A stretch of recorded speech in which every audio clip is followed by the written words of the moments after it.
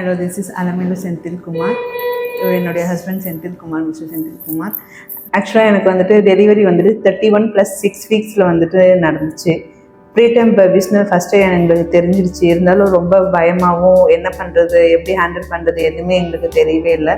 அப்புறம் ஷப்னம் டாக்டர் வந்துட்டு என்ஐசி ஜீவன் என்ஐசி வந்துட்டு அமைச்சிருந்தாங்க. ஸோ என்னுடைய பேபிஸை நான் வந்துட்டு பிபி எனக்கு அதிகமாக இருந்ததுனால நான் ஐசியூவில் இருந்துட்டு இருந்தேன். ஸோ எனக்கு என்ன நடக்குது, பேபிஸ் எங்கே, எனக்கு எதுவுமே தெரியவே இல்லை. சேஃபாக இருக்காங்களா, என்ன ஆச்சு. அப்புறம் என்னுடைய ஹஸ்பண்ட் மட்டும்தான் வந்து சொன்னாங்க, அவங்க ஜீவன் என்ஐசியில் இருக்காங்க அப்படின்னு சொல்லிட்டு. ஸோ ஜீவன் என்ஐசியூ எப்படி இருக்கும், என்ன பண்ணுவாங்க, பேபிஸ்க்கு எப்படி கேர் கிடைக்கும், எந்த ஒரு நாலேஜுமே எனக்குமே இல்லை, என்னுடைய ஹஸ்பண்டுக்குமே இல்லை. இருந்தாலும் வந்துட்டு என்னுடைய ஹஸ்பண்ட் வந்து அப்பப்போ அப்டேட் பண்ணிகிட்டு இருப்பாங்க. பேபிஸ் வந்து இப்போ வென்டிலேட்டரில் இருக்காங்க, ஒரு 2 days கழிச்சு அப்டேட் பண்ணுவாங்க, இல்லை நம்மக்கிட்ட அனுப்பிச்சிடுவாங்க. ப்ரீடம் பேபிஸ்ன்றதுனால கொஞ்சம் கேர் தேவைப்படுது அப்படின்னு சொல்லிக்கிட்டு இருந்தாங்க. ஸோ நாங்களும் வெயிட் பண்ணிகிட்டு இருந்தோம். அதுக்கப்புறம் ஒரு 2-3 days கழிச்சு எங்களுக்கு வந்துட்டு நாங்கள் போயிட்டு கேஎம்சி கொடுக்கலாம் அப்படின்னு சொல்லிட்டு இருந்தாங்க. ரொம்ப பர்த் வெயிட் வந்துட்டு கம்மியாகவும் இருந்துச்சு. ஒரு பேபிக்கு 1.6 kg இருந்தாங்க, இன்னொரு பேபி 1.1 இருந்தாங்க. இந்த வெயிட் மட்டும் இல்லாமல் அவங்க நிறைய சேலஞ்சஸும் ஃபேஸ் பண்ணிட்டு இருந்தாங்க. முக்கியமாக பார்த்தீங்கன்னா இந்த ஆப்னியா அவங்களுக்கு இருந்துச்சு, இந்த ட்வின் பேபி 1க்கு. ஸோ அவங்களுக்கு அந்த ப்ராப்ளம் இருக்கிறதுனால அவங்கள ரொம்பவே மானிட்டர் பண்ணணும், எப்பவுமே அவங்க மானிட்டரில் இருந்துக்கிட்டே இருக்கணும். ஸோ 24 hours மானிட்டர் மட்டும் இல்லாமல் டாக்டர்ஸும் சரி, சிஸ்டர்ஸும் சரி ரொம்பவே கேர் எடுத்துகிட்டு அவங்க வாட்ச் பண்ணிகிட்டு இருந்தாங்க.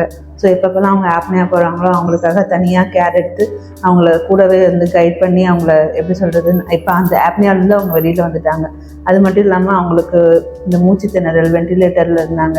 ஸோ நிறைய சேலஞ்சஸ் வந்துட்டு ஃபேஸ் பண்ணிட்டு இருந்தாங்க ப்ரீடம் பேபிஸ்ன்றதுனால. ஒவ்வொரு சேலஞ்சுமே வந்துட்டு ஜீவன் என்ஐசியில் இருக்கிற டாக்டர்ஸும் சரி, ஸ்டாஃப்ஸும் சரி ரொம்பவே கேர் எடுத்து ஒவ்வொரு சேலஞ்சஸாக என்னுடைய பேபிஸை கடந்து இப்போ அவங்க சக்ஸஸ்ஃபுல்லாக வந்துட்டு டிஸ்சார்ஜ் அளவுக்கு வந்துட்டாங்க. ஸோ வெயிட்டுமே பார்த்தீங்கன்னா இப்போ வந்து நியர்லி 2 kg கிட்டே இருக்காங்க. ஸோ நாங்கள் ரொம்ப ஹாப்பியாக இருக்கோம்.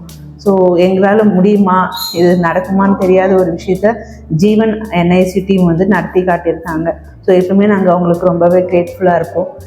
இப்போ மட்டும் இல்லை, நாங்கள் நைட்டில் கேஎம்சி முடிச்சுட்டு வீட்டுக்கு போயிட்டு ஏதாவது ஒரு டவுட்டாக இருந்தாலும் சரி, பேபிஸ் எப்படி இருக்காங்கன்னு சொன்னாலும் சரி, எங்களுக்கு எந்த நேரம் நாங்கள் கால் பண்ணாலும் 24 hours வந்துட்டு அவங்க எப்பவுமே அவைலபிளாக இருந்தாங்க. ஸோ எந்த ஒரு என்ன எப்படி டிஸ்டர்ப் பண்ணுறாங்க, என்ன எப்படி பண்ணுறாங்க, எந்த ஒரு முக சொல்லிக்கிறது எதுவுமே இல்லாமல் ரொம்பவே வந்து ஃப்ரெண்ட்லியாக நாங்கள் வந்துட்டு வீட்டில் இருந்தாலுமே எங்கள் பிள்ளைங்க வந்து ரொம்ப சேஃபாக இருக்காங்க இந்த இடத்துல, நம்மளால் பார்க்க முடியலனா கூட நமக்காக அவங்க வந்து பார்த்துக்கிறாங்கன்னு நாங்கள் ரொம்ப நம்பிக்கையாக இருந்தோம். அவங்க இருக்கிறாங்கன்னு நம்பிக்கையிலே நாங்கள் நிறைய நாள் வந்துட்டு வீட்டில் இருந்திருப்போம். ஸோ எப்போ கால் பண்ணாலுமே அவைலபிலிட்டியில் இருப்பாங்க. எப்பயுமே வந்துட்டு ஸ்டேட்டஸ் அப்டேட் பண்ணிகிட்டே இருப்பாங்க, எப்படி இருக்காங்க பேபிஸு, ஏதாவது ப்ராப்ளம்னா என்ன ஒரு சொல்யூஷன் இமிடியேட்.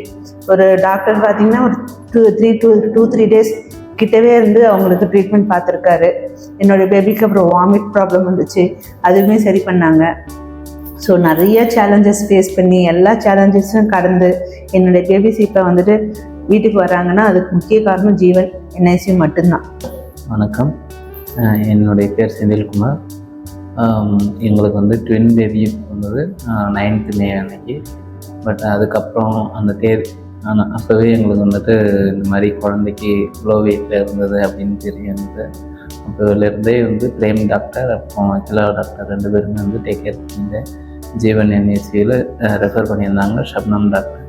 ஸோ அங்கே ஜாயின் பண்ணி நல்லா டேக் கேர் பண்ணிவிட்டு குழந்தைய வந்துட்டு நல்லா க்ரோத் வெயிட்டோட இப்போ வந்து நல்லபடியாக டிஸ்சார்ஜ் பண்ணுற அளவுக்கு வந்திருக்காங்க. ஸ்டார்டிங்கில் பார்த்தீங்கன்னா பல்ஸ் கொஞ்சம் அதிகமாக இருந்தது. அதுக்கப்புறம் கொஞ்சம் கொஞ்சமாக அதை வந்து கொஞ்சம் நார்மலாக கொண்டு வந்தாங்க. அதுக்கு பிறகு வந்து இந்த ஃபோட்டோதெரப்பி அது மூலிமா கொஞ்சம் அவங்களுக்கு ஒரு சில ப்ராப்ளம்ஸ் இருந்தது, அதையும் சரி பண்ணி கொண்டு வந்தாங்க. வென்டிலேட்டர் வச்சுருந்தாங்க, அப்புறம் சிபேப் வச்சுருந்து அதுக்கப்புறம் அதுலேருந்து நார்மல் கொண்டு வந்து பேபி வந்து நல்லபடியாக ஆகிட்டாங்க. இப்போதைக்கு நியர்லி 2 kg வரைக்கும் பசங்க இப்போ வந்து நல்லபடியாக ஆகிறதுக்கு வந்துட்டாங்க. அது மட்டும் இல்லாமல் எனக்கு ஃபீடிங் அந்தளவுக்கு கிடைக்கல. ஸோ டாக்டர் அகிலா மேடம் வந்துட்டு அவங்களுக்கு தெரிஞ்சவங்க மூலிமா டோனாட்ஸ் ரெடி பண்ணியிருந்தாங்க. ஸோ அவங்க டோனாட்ஸ் ரெடி பண்ணதுனால எனக்கு அதுவுமே கொஞ்சம் யூஸ்ஃபுல்லாக இருந்துச்சு. ஏன்னா எனக்கு ஃபீடிங் அந்தளவுக்கு கிடைக்கல. ஸோ பேபிஸ் ஆல்ரெடி ப்ரீடம் எடுத்தோடனே அவங்களுக்கு ஃபார்முலா கொடுக்க முடியாது. ஸோ அதனால டாக்டர் வந்துட்டு அட்வைஸ் பண்ணாங்க, நீங்கள் கொஞ்சம் ரெஸ்ட் எடுங்க, இது போல் டேப்லெட்ஸும் கண்டினியூ பண்ணுங்கள் ஃபீடுக்கு. நாங்கள் மீன் டைம் நாங்கள் டோனார் மூலிமா நாங்கள் அரேஞ்ச் பண்ணுறோன்னு சொல்லிட்டு அதுவுமே அவங்க மூலியமாகவே அரேஞ்ச் பண்ணி கொடுத்தாங்க. ஸோ அதுக்குமே ரொம்ப தேங்க்ஃபுல்லாக இருந்தாங்க அவங்க. எங்களுக்கு ரொம்ப எப்படி சொல்கிறது, எல்லா விதத்துலையுமே ரொம்ப சேஃப், செக்யூர். அது மட்டும் இல்லாமல் ப்ரீடைம் பேபிஸ்னாலுமே வந்துட்டு இன்ஃபெக்ஷன் அஃபெக்ட் ஆவாங்க, ரொம்ப ஸ்டெரைலாக இருக்கணும், நிறையா சொல்லிட்டு இருந்தாங்க. எங்களுக்கு எதுவுமே இந்த நாலேஜ் எதுவுமே இல்லை. எங்களுக்கு எல்லா விதமான நாலேஜும் கொடுத்து எங்களை கைட் பண்ணி எங்களை எஜுகேட் பண்ணி எப்படி வந்துட்டு இருக்கணும் ஸ்டெரைலாக. ஸோ பேபிஸ்க்கு இது வரைக்கும் எந்த ஒரு கிட்டத்தட்ட ஒரு 4 வீக்ஸாக இருக்கோம். நாங்கள் இப்போ டிஸ்சார்ஜ் ஆக போகிறோம்.